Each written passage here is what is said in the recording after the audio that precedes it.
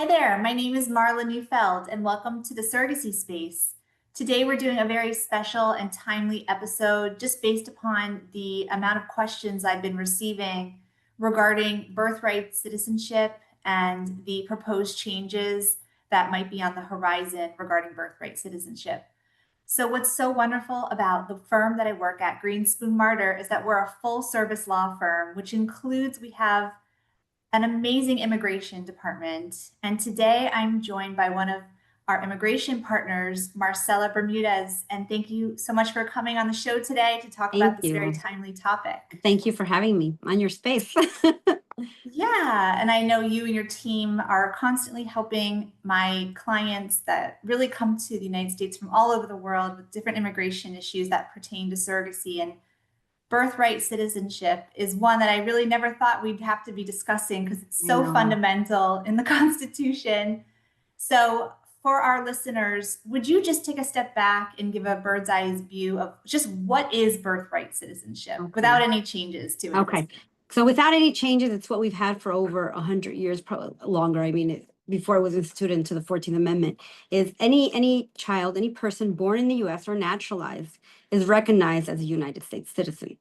I mean, that's it. It's in simplicity. It's a pretty simple, you think, rule, but is now being turned upside down. And just to take a step back with that, it could be if someone's here from France and they have a baby. I mean, even if a French couple, the baby, under traditional birthright citizenship, the baby would be a U.S. citizen just by nature being born on U.S. soil. Being born on U.S. soil. If you're born on U.S. soil in the U.S., you're born a U.S. citizen. And we're not the only country that has this. This is not, we're the only country. That's not correct. There's several countries that still have this. Okay, very interesting. And so now moving forward to today, could you explain what the 2025 Birthright Citizenship Act and the executive order proposed by Donald Trump is slated or anticipated to do, or what he's trying to do to birthright citizenship? Okay, so they're trying to change, through the executive order, change the amendment.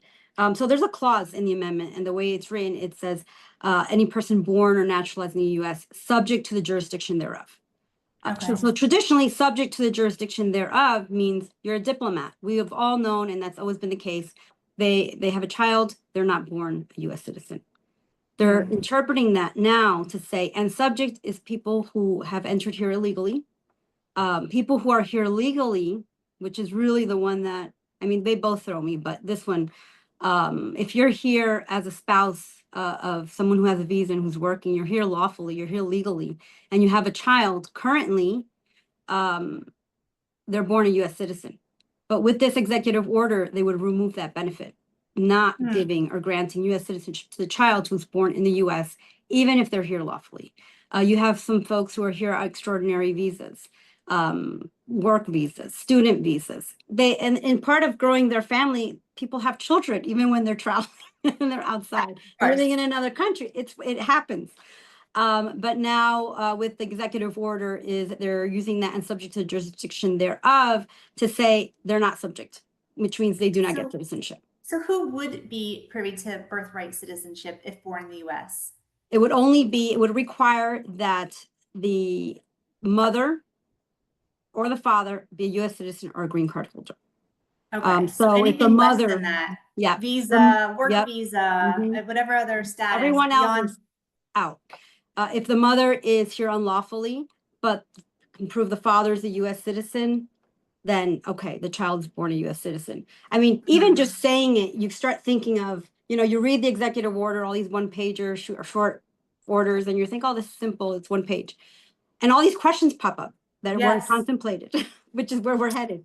Because you're like, okay, now how do I prove so many X, Y, and Z's that they want us to prove? Right. Well, all the questions leads to my next question for you. Obviously, the executive order does not contemplate surrogacy. I mean, you mentioned the mother or the father's being here lawfully, but in the surrogacy context, how will we determine, is it going to be the surrogate's lawfulness here or the parent's lawfulness here? And here's where our big question comes from. You read the order and it's missing so many scenarios. They try to say this is simple, we're keeping everything simple, but in that simplicity, you've left out a big segment of recognizing there are a lot of ways to grow a family. So the order defines what a mother is, defines what a father is, and it's written as immediate female or male biological progenitor. But it doesn't define progenitors. So that's a big question. Are we going through requiring genetic material to be related? Is it gestational surrogate? Is the intended parent? It depends how they're going to define it. And right now, we have nothing to work with. Right. Just So questions. for our listeners, while this proposed rule is pending, there is no clarity on the answers that are being asked, such as Not yet. if a surrogate's, let's just say the situation of the surrogate is a US citizen, but the parents are French or the parents are from Spain. We don't know yet what will happen to the child as far as birthright citizenship. And we don't. Yeah, and we don't know, are we going to get an and option or an or option? Can you choose? So the Supreme Court, as everyone knows, they've invalidated the national injunction, but they never made any kind of determination on the merits of whether it's constitutional or not. To be seen, that's coming down the road. So this constitutional challenge is at the US Supreme Court level and it's pending. Right. We're not right now. We just have the executive order. The stay of the executive order at a national level is done. There's no national enforcement of the injunction, not at a national level. It's only by potentially. What would this ruling determine? Whether it's enforceable and then further define it? Like, what do we expect from this ruling from the Supreme Court? So right now, it just gives us, and it affects not only immigration, not only the birthright citizenship, it's just generally across the board. Any injunction issued by one district judge does not apply nationally. It cannot be extended. What happens next? There'll probably be class actions, class action to certify the group so that they can sue on the merits of this order. And once that's done, we hope it'll work its way into the Supreme Court, so that it can then finally decide the merits. Because this cherry picking which state, now what are you going to venue shop where you have your child?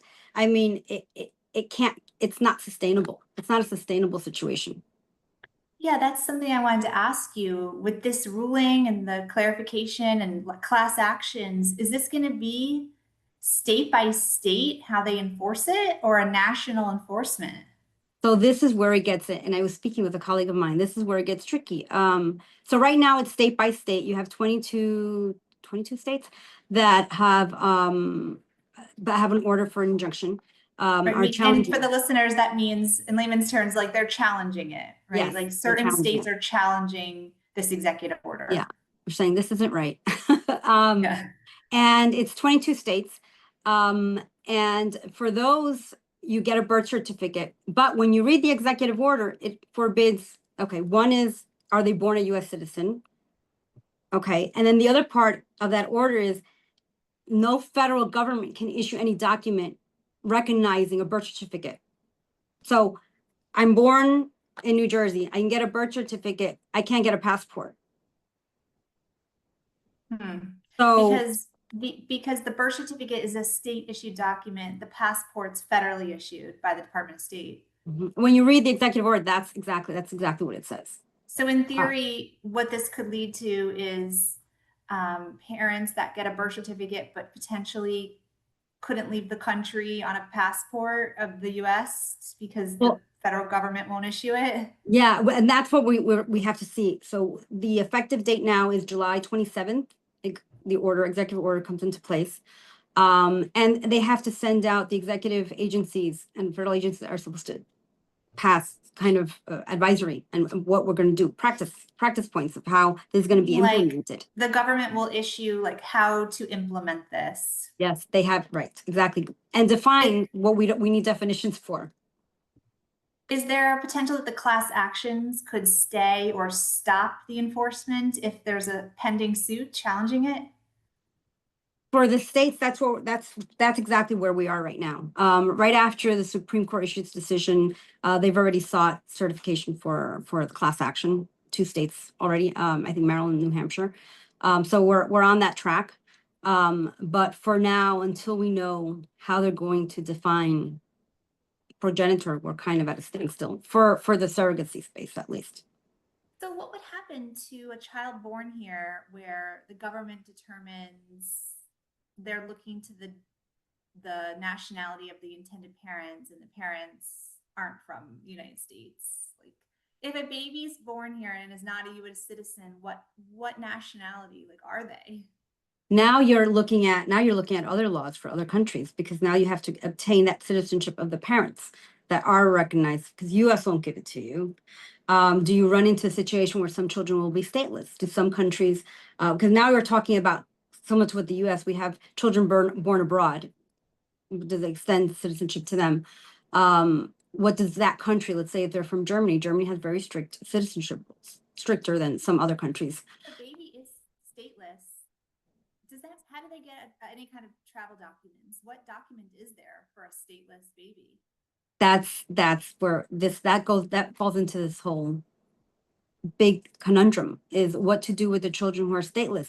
Or the other scenario, okay, we have a child, and this is not so much for the surrogacy space, but if you have a child that's determined to not be a citizen because the parents don't have documents, now we have a child who's deportable.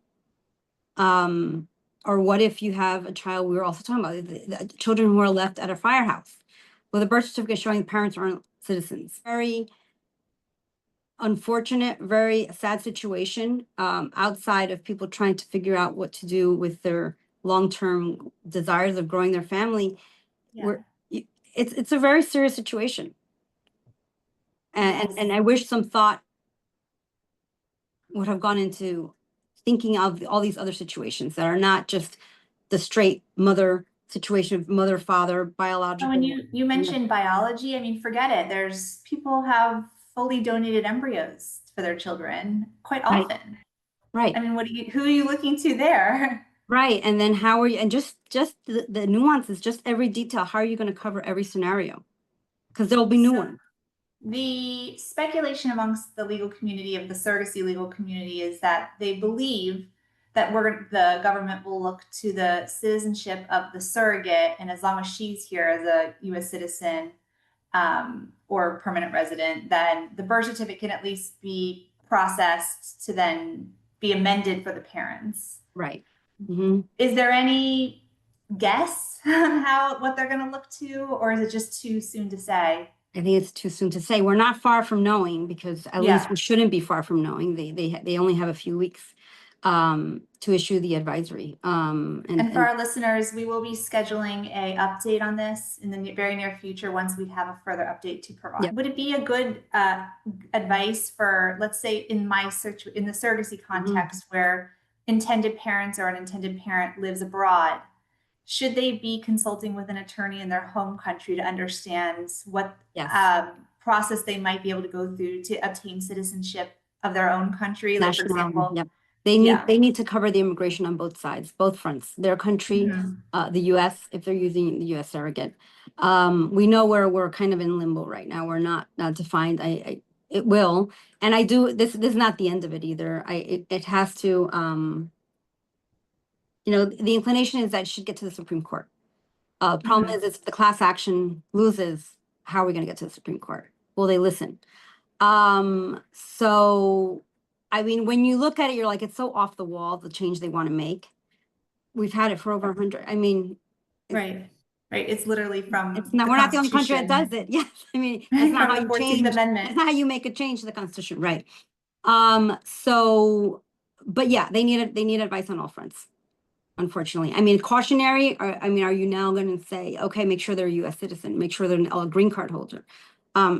To add to that, you have a green card holder doesn't mean it can't be taken away. I mean, there's another layer. There's each shell we take off, there's more layers. They're not. Green cards expire, or there's rights to deport a green card holder for certain situations. Yeah, it's not immutable, but your U.S. citizenship is. But yet, there's a possibility U.S. citizenship could be stripped away too, right? That's the other proposal. So, so there's a lot. There's a lot to unpack. And there's a lot of thought to be put into the process. But I guess cautionary, are you looking for a state? I mean, are you going to shop for the state, or are you going to shop for obviously the surrogate now? And that's a primary concern. How do you determine what the good states are? The ones that are challenging the law, that have the ones that are supporting, I guess, for the time being. for the And it time would being. be what's effective as the time of birth, because, in Yeah, surrogacy, as you know, for any pregnancy, there's many, many months that you could start it to end. So right. this is that you could know what your plan is at day one, but then by month 9, everything could change. Everything can change. I mean, right now, we're not sending out the alarms, with regard, because we're not sending out the alarms of, let's say, oh, make sure you pick the right state. Because, Right. I know. right? They're asking a lot for someone, hey, move. But there's definitely a lot to be thought of before making the decision of, mostly it's really, Besides, being in touch with you and listening to our show, what are good websites or resources to read up on to follow the changes? oh, well, we have to start with government sites, because that's where you're getting, there isn't even enough advance warning sometimes with some of these orders. Yeah. We wake up one day and we have, oh, look, a new executive order has come out. And there isn't really advance notification, but in Yeah. contact with your attorney's key. We distribute information once it becomes available to us. Okay. And the CS website or White House to just Yeah. see what's coming out. Right. White House issues the executive orders. I mean, Mhm. I would imagine Department of State has different passport related updates, things like that. And then interest, so you have, there's surrogacy, organizations that keep everyone informed. Of course, whatever is the area that mostly affects you is where people have to be, Yeah. stay in tune with. Well, I thank you so much for jumping on this interview today to talk about this super important issue and clearly evolving situation. So, as a firm, we're going to collectively continue to monitor it and share with our listeners whatever updates we have as we can further define the impacts. Right. Yep. Yeah. And we'll keep you in tuned, and hope there's some light at the end of this tunnel. Very dark Yes. tunnel right now. Thank you, Marcelo. I know Right. you're busy and staying on your toes from day to day with all these changes, not just in this birthright citizenship, but all immigration changes. Thank you so much.